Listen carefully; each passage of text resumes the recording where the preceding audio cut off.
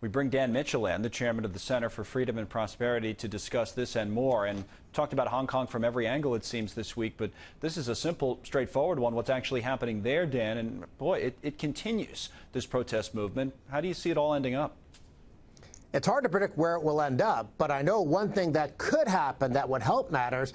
The young people in Hong Kong are frustrated, not just because there's a concern about China potentially intervening and undoing the one country, two systems policy that has actually worked very well since 1997.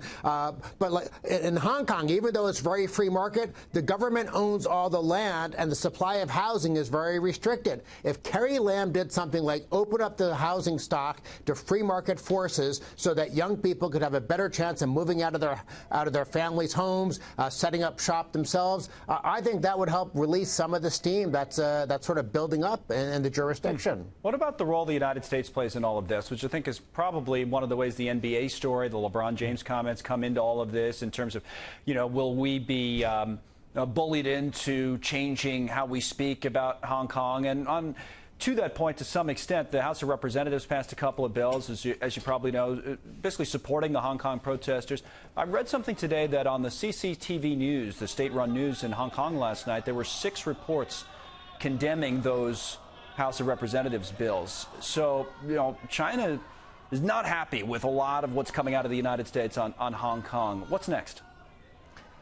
Think about it this way. We have some territories ourselves, American Samoa, Northern Marianas Islands. If some other country was stirring up trouble, we'd get upset. Now, obviously, there's a difference between the United States and China, so I don't want to put any sort of moral equivalence in here, but I do understand Beijing's perspective that they think other people are messing in their backyard. Now, that being said, I think China has strategically, let's just look at this from a pure business perspective. China has strategically made a mistake by looking like they're overly sensitive. China should not care if some executive with an MBA team sends out a tweet about Hong Kong. They should just ignore it. Instead, they've drawn a lot more attention to the situation. And likewise, LeBron James was I think, very misguided to send out his comment. Just dodge the issue, make some irrelevant comment. I hope it all works out for everybody. You don't have to actually pick a side and get people angry at you. Now, in the broader